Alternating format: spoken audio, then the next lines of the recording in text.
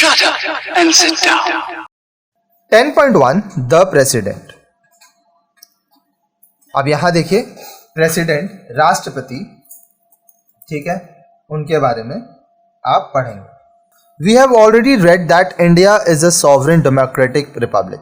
आप पहले ही पढ़ चुके हैं भारत एक गणतंत्र है, ठीक है, जहां पे लोग चुनते हैं कि उनका सरकार कौन चलाएगा, इसका अपना शक्ति है, ठीक है। The president of India who is the head of the state is indirectly elected.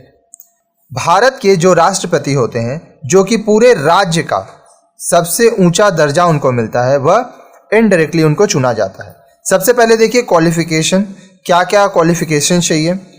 The qualifications of the office for the office of presidents are, अगर आपको राष्ट्रपति बनना है तो उसके लिए क्या क्या क्वालिफिकेशन चाहिए। Should be a citizen of India, सबसे पहला आपको भारतीय नागरिक होना पड़ेगा। Should have completed the age of 35 years, कम से कम आपकी उम्र 35 साल की होनी चाहिए। Should be qualified to be elected as a member of Lok Sabha, आपके पास इतना क्वालिफिकेशन होना चाहिए कि आपको लोकसभा का सदस्य बनाया जा सके, ठीक है। क्वालिफिकेशन मतलब क्या होता है, आपकी योग्यता। Should not hold any office of profit, that is the candidate should not be a government servant. अच्छा, आपका कोई ऐसा ऑफिस नहीं हो जहां से आप पैसा कमा रहे हैं, लाभ कमा रहे हैं, मतलब कि आप सरकारी नौकर नहीं होने चाहिए, आप सरकारी कर्मचारी नहीं होने चाहिए।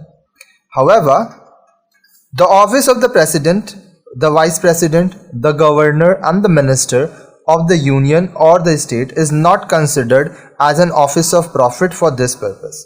अब मान लीजिए कोई प्रेसिडेंट है, वाइस प्रेसिडेंट, गवर्नर, कोई मंत्री हो, चाहे वो केंद्र का हो चाहे राज्य का हो, उनका जो ऑफिस होगा वो इस श्रेणी में नहीं आएगा, ठीक है। The president can not at the same time be a member of a parliament of a state legislature. अब जो व्यक्ति राष्ट्रपति हैं वो राष्ट्रपति होने के साथ ही संसद के सदस्य नहीं हो सकते, वो आपके राज्य विधानसभा के भी सदस्य नहीं हो सकते। If a member of a parliament or state legislature is elected as president, his or her seat will be deemed to have been vacated on the date he or she assumes office as president of India. जब कोई सदस्य, मान लीजिए संसद का सदस्य है या राज्य विधानसभा का सदस्य है, अगर वह प्रेसिडेंट बन जाते हैं, राष्ट्रपति बन जाते हैं, तो उनका जो जगह है वह खाली हो जाएगा। किस दिन? जिस तारीख से वह प्रेसिडेंट ऑफ इंडिया बनते हैं, ठीक है, भारत के राष्ट्रपति बनते हैं। आइए देखते हैं इलेक्शन प्रोसीजर, भारत में कैसे इलेक्शन होता है प्रेसिडेंट का। 10.1.1 election procedure. The president is elected by an electoral college consisting of the elected members of both houses of parliament, that is Lok Sabha and Rajya Sabha, and of state legislative assembly, Vidhan Sabha. अब president को कैसे चुना जाता है, ये एक इलेक्टोरल कॉलेज होता है, ठीक है, जिसमें कौन होते हैं, चुने हुए सदस्य होते हैं, दोनों हाउसेज, संसद के दोनों हाउसेज का, लोकसभा का भी होते हैं ये लोग और राज्यसभा का भी, और जो राज्य विधानसभा मंडल होता है, विधानसभा, ठीक है, वहां के भी लोग इसमें होते हैं। Nominated members of parliament and members of state legislative councils are not members of the electoral college. अब देखिए, जो पार्लियामेंट के सदस्य हैं, जो नॉमिनेट हुए हैं, या राज्य विधानसभा के जो सदस्य होते हैं, वो इलेक्टोरल कॉलेज के सदस्य नहीं होते हैं। The election is held by means of single transferable vote system of proportional representation. अब ये जो इलेक्शन है ये एक व्यक्ति एक वोट के हिसाब से होता है। The voting is done bye secret ballot. अब यहाँ पे एक गुप्त बैलेट होता है, ठीक है, उसमें वोटिंग होता है, ये नहीं बताया जाता है कि कौन किसको वोट दिया, ठीक है। The framers of the constitutions were keen to obtain parity between the votes of the elected members of parliament on one side and elected members of legislative assemblies of all the states on the other. अब जो हमारे constitution को, संविधान को बनाए थे, ठीक है, वह क्या किए थे कि जो हम लोग यहाँ पे वोटिंग देख रहे हैं, ठीक है, समानता लाने के लिए किसके बीच में, पार्लियामेंट के जो संसद के जो सदस्य हैं उनका वोट और जो विधानसभा के सदस्य हैं उनका वोट, इनको वो अलग अलग रखे. दे devised a system to determine the value of vote of each member of parliament and legislative assembly so as to ensure equality. ठीक है, अब वो एक ऐसा प्रणाली बनाए, ठीक है, ऐसा प्रणाली तैयार किए जिससे ये पता चल सके कि संसद के हर एक सदस्य का जो वोट है उसका क्या मूल्य होगा और फिर जो विधानसभा के सदस्य का वोट है उसका क्या मूल्य होगा, ताकि समानता बनाई जा सके. The value of vote of each member of legislative assembly of a state is determined by the formula as given below. अब देखिए, लेजिस्लेटिव असेंबली, विधानसभा, इसके जितने भी सदस्य होते हैं उनका जो वोट होता है उसका मूल्य इस फॉर्मूला से आता है. Total population of the state, उस राज्य का टोटल जनसंख्या कितना है, कुल जनसंख्या कितना है, divide by number of elected members of state legislative assembly. राज्य विधानसभा में कितने लोगों को वहां से सदस्य लिया गया और इसको जो आएगा उसको डिवाइड करेंगे 1000 से. ठीक है, in simple words the total population of the state is divided by the number of elected members of the state legislative assembly and the quotient is divided by 1000. कहने का मतलब जिस राज्य का वो सदस्य है उस राज्य में कितने लोग रहते हैं उसको डिवाइड करेंगे उस राज्य से कितने लोग सदस्य हैं और उसको फिर जो बचेगा क्वोशंट उसको डिवाइड करेंगे 1000 से. अब यहाँ पे हम लोग करके बताएंगे.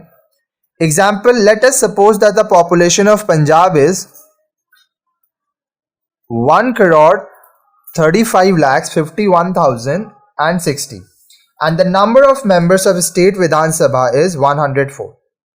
The votes which each legislature is entitled to cast will be. अब मान लीजिए कि पंजाब जो कि एक स्टेट है, एक राज्य है, उसका जनसंख्या 1,35,51,060 है.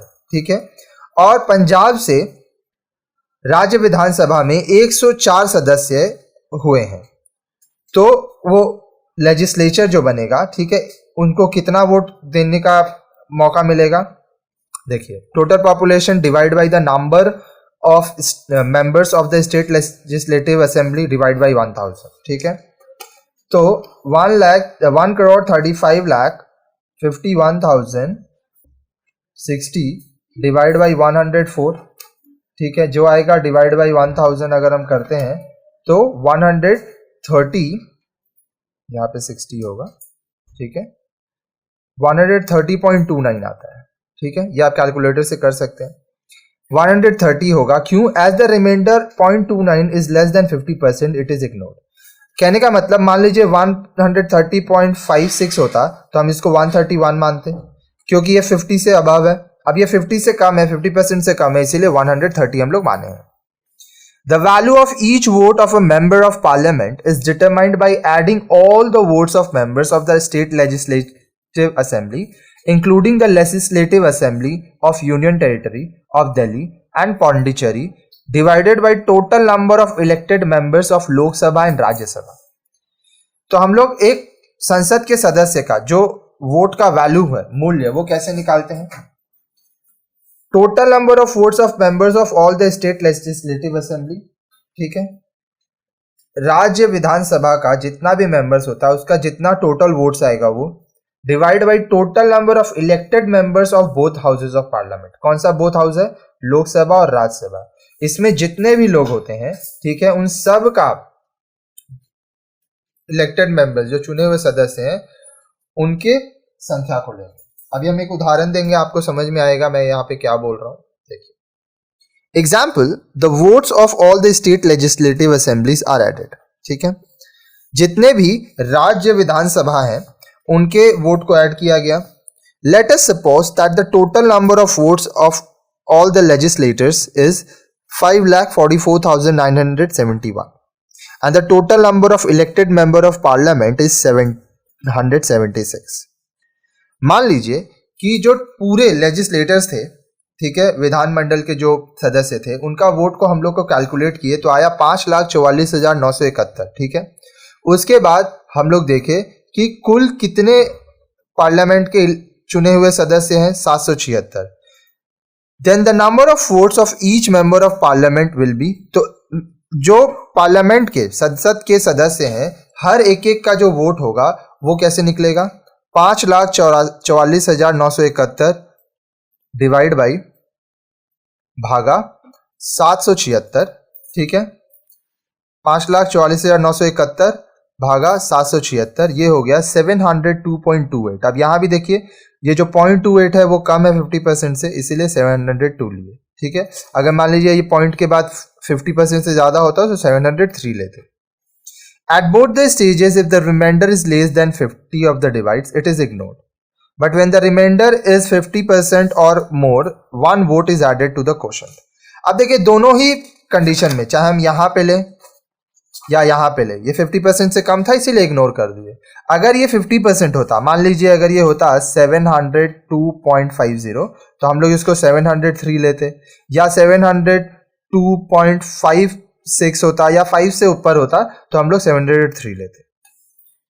फिर है सिंगल ट्रांसफरेबल वोट सिस्टम। अब सिंगल ट्रांसफरेबल वोट सिस्टम क्या होता है? The election of the president is held through single transferable vote system of proportional representation. अब जो अनुपात होगा, ठीक है, उसके मुताबिक यहाँ पे सिंगल ट्रांसफरेबल वोट सिस्टम होगा जब राष्ट्रपति का इलेक्शन होगा। तो under this system, names of all the candidates are listed on the ballot paper and the elector gives them numbers according to his or her preference. अब इस system में क्या होगा कि जितने भी कैंडिडेट हैं सब का नाम होगा बैलेट पेपर में, ठीक है, और जो इलेक्टर होगा, ठीक है, वो अपने हिसाब से प्रेफरेंस देगा कि हाँ मैं इनको चाहता हूं, अगर ये नहीं बने तो ये 1 नंबर 2 नंबर 3 नंबर, इस तरह से वो सेलेक्ट करेंगे। Every voter may mark on the ballot paper as many preference as there are candidates. अब जितना भी वोटर है वो अपना बैलेट पेपर उसको देगा, कागज में सबका नाम लिखा है, वो अपना प्रेफरेंसेस वहां पे पूरा लिख सकता है। Thus the elector shall place the figure 1 opposite to the name of the candidate whom he or she chooses for the first preference and may mark as many preferences as he wishes by putting the figures 2, 3, 4 and so on against the name of the other candidate. अब मान लीजिए एक election हो रहा है, ठीक है, president का, आपको बैलेट पेपर दिया गया। अब यहां पे 5 लोग हैं, ठीक है, person A, B, C, D, E, 5 लोग हैं जो कि प्रेसिडेंट के लिए नॉमिनेटेड हुए हैं। अब आप चाहते हैं कि C बने तो आप C में 1 लिख दिए, लेकिन अगर C नहीं बनता है तो आप चाहते हैं E बने तो आप यहाँ 2 लिख दिए, यहाँ 3 लिख दिए, इसको 4 दे दिए, इसको 5 दे दिए, ठीक है। तो इस तरह से आप अपना प्रेफरेंस दे सकते हैं। The ballot becomes invalid if first preference is marked against more than 1 candidate or if the first preference is not marked at all. कहने का मतलब, मान लीजिए यही सिचुएशन हुआ, आप सेम सिचुएशन को मैं यहां वापस ड्रॉ करता हूं, ठीक है, A, B, C, D, E। अब आप लिख दिए 1 इसके सामने भी और इसके सामने भी, तो दोनों जन तो फर्स्ट प्रेफरेंस नहीं हो सकता, तो आप कट गया ये, ठीक है। मान लीजिए सेम रहता, किसी में आप 1 लिखे ही नहीं है, तो भी आपका जो वोट है वो कैंसिल हो जाएगा, ठीक है, इनवैलिड हो जाएगा। Counting of votes and declaration of result. अब देखिए, जो वोट है उसको काउंट करना, गिनना और परिणाम देना, रिजल्ट देना। Members of state legislative assemblies can cast their votes in state capitals, while members of parliament cast their votes in Delhi in the state capitals. ठीक है, अब देखिए, जो राज्य विधानसभा के सदस्य होते हैं वह अपना वोट स्टेट कैपिटल्स में दे सकते हैं, और जो संसद के सदस्य होते हैं वह अपना वोट दिल्ली में स्टेट कैपिटल्स में देते हैं। Counting of votes is done at new Delhi. Counting कहाँ होता है? नई दिल्ली, न्यू दिल्ली में होता है। First preference votes of all the candidates are sorted out and counted। अब जितने भी कैंडिडेट होते हैं, ठीक है, उनका जो फर्स्ट प्रेफरेंस है उसको सॉर्ट किया जाता है और गिना जाता है. To be declared elected a candidate must get more than 50% of the total valid votes poll. अब जितने भी कैंडिडेट हैं, जितने भी लोग वहां पे अपना नाम दिए थे, उनका सिलेक्शन के लिए कम से कम 50% टोटल मिलना चाहिए, ठीक है, वोट, अगर आपको बनना है president. This is known as quota. इसको कोटा कहते हैं. कहने का मतलब अगर मान लीजिए 100 लोग वोट दे रहे थे तो आपको कम से कम 51 वोट मिलना ही चाहिए. 51 लोगों का प्रेफरेंस होना चाहिए कि नंबर 1 में आप रहें. The quota is determined by totalling the total number of votes polled divided by the number of candidates to be elected plus 1. अब देखिए कोटा कैसे निकाला जाता है. टोटल कितना नंबर, कितना वोटिंग होगा, ठीक है, नंबर ऑफ वोट्स, और इसको डिवाइड करेंगे नंबर ऑफ कैंडिडेट से और इसमें 1 ऐड कर देंगे. In this case since only 1 president is to be elected, so division is done by 1 + 1. 1 is added to the quotient to make it more than 50%. ठीक है, तो अब डिवीजन जो है उसको कैसे करना पड़ता है, 1/1, क्योंकि एक ही जन प्रेसिडेंट बन सकता है तो 1 + 1 से डिवाइड करते हैं, 2 से डिवाइड करते हैं और उसमें ऐड 1 कर देते हैं ताकि ये 50% से ज्यादा हो जाए. At first count only the first preference votes are counted. सबसे पहला जो काउंटिंग होता है उसमें जो फर्स्ट प्रेफरेंस होता है उसी को सिर्फ गिना जाता है. If any of the candidate reaches the quota he or she is declared elected. अब मान लीजिए कोई कैंडिडेट है जिसके लिए 50% से ज्यादा लोग चुने हैं अपना फर्स्ट प्रेफरेंस, तो उनको चुन लिया जाता है. In case no candidate reaches the quota then the second preference votes of the candidate getting the least number of first preference votes are transferred to the other candidate. अब मान लीजिए किसी भी कैंडिडेट को ये जो कोटा है 50% से ज्यादा वो नहीं मिलता है, तो जो सेकेंड प्रेफरेंस है, ठीक है, जिसको सबसे कम फर्स्ट प्रेफरेंस मिला है उसका ट्रांसफर हो जाता है. Thus the candidate getting least number of votes is eliminated. तो अब वो कैंडिडेट जिसको सबसे कम वोट मिला है वो एलिमिनेट हो जाता है, हट जाता है. If after counting a candidate reaches the quota, he or she is declared elected as the president.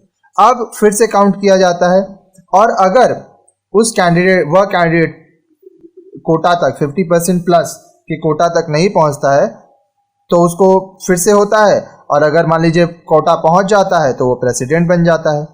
In case no candidate reaches quota even at this stage then the votes of next candidate getting the least number of votes are transferred to others.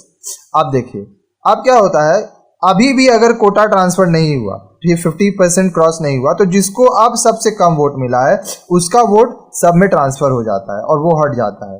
It continues till any other candidate gets the quota of votes. ये तब तक होता है जब तक किसी एक candidate को जो कोटा ऑफ वोट्स है 50% से ज्यादा, 50% + 1, ठीक है, तब तक ये होता रहता है. अभी कैसे, हम लोग अभी आगे आपको एग्जांपल देंगे. Let us understand it with the following example. आइए अब इसको एक उदाहरण से समझते हैं. Supposing the total number of valid vote is 20,000 and there are 4 candidates A, B, C, D. मान लीजिए कि 20,000 वोट होने वाले हैं और 4 कैंडिडेट हैं A, B, C, D. तब क्या होगा, the quota in this cases, तो कोटा क्या होगा, 20,000 डिवाइड बाई 1 + 1 + 1. तो 20,000 को जो हम लोग 2 से डिवाइड करेंगे तो ये होगा 10,000. 10,000 + 1 हो जाएगा 10,001. तो जिस कैंडिडेट को 10,001 या उससे ज्यादा वोट मिलेगा वो प्रेसिडेंट बन जाएगा. अब देखिए, let us assume that the first preference votes cast in favor of all the 4 candidates are as follows. अब मान लीजिए जो फर्स्ट प्रेफरेंस था, ए को 9,000 लोग चाहते हैं कि ए बने, बी को 2,000 लोग प्रेफरेंस दिए हैं, सी को 4,000 लोग फर्स्ट प्रेफरेंस और डी को 5,000 लोग फर्स्ट प्रेफरेंस. ठीक है, कहने का मतलब 9,000 लोग चाहते हैं ए बने, 2,000 चाहते हैं बी बने, 4,000 चाहते हैं सी बने और 5,000 चाहते हैं डी बने. As no candidate has reached the quota 10,001, candidate B getting the least number of votes gets eliminated and his votes transferred to the other candidates. अब देखिए, B को सबसे कम वोट मिला था, इसलिए वो एलिमिनेट हो जाएगा और इसका जो 2000 वोट है वो सब में ट्रांसफर हो जाएगा. Supposing as a result of transfer of votes A gets 1100, C gets 500 and D 400. अब मान लीजिए बी को हटाने के बाद, बी को जितना लोग वोट दिए थे उनका वोट अब अगर तीनों में बांटने के बाद ऐसी स्थिति आती है कि ए को 1100, सी को 500 और डी को 400 और वोट मिल गया. Now the position would be as follows. तो ए को पहले से 9000 लोग चाहते थे. अब बी का कॉन्सेप्ट समझिए. जो लोग बी चुने थे, ठीक है, एज अ फर्स्ट प्रेफरेंस, अब मान लीजिए उसमें से 1100 लोग ऐसे हैं जो अपना सेकंड प्रेफरेंस में ए को चुने थे, ठीक है. 500 लोग ऐसे हैं जो अपना सेकंड प्रेफरेंस में सी को चुने थे और 400 लोग ऐसे हैं जो अपना सेकंड प्रेफरेंस में डी को चुने थे, ठीक है. तो अब क्या है, बी हट गया. तो ये जो 1100 लोग थे इनका सेकंड प्रेफरेंस फर्स्ट प्रेफरेंस हो गया तो ए को मिल गया. तो ए का टोटल हो गया 10,100, बी का 6,400 और सी का 4,500. Since A reaches quota he is declared elected as the president. अब ए क्या है, 10,001 ये हमारा कोटा था, ठीक है. अब ये क्रॉस कर गया ए, इसीलिए उनको राष्ट्रपति चुन लिया गया. Before entering upon the office of the president has to take an oath of office in the presence of the chief justice of India. अब देखिए, प्रेसिडेंट जो है उनको अपने ऑफिस में जाने से पहले, ठीक है, chief justice of India, Bharat के मुख्य न्यायाधीश के सामने कसम लेना होता है, ठीक है.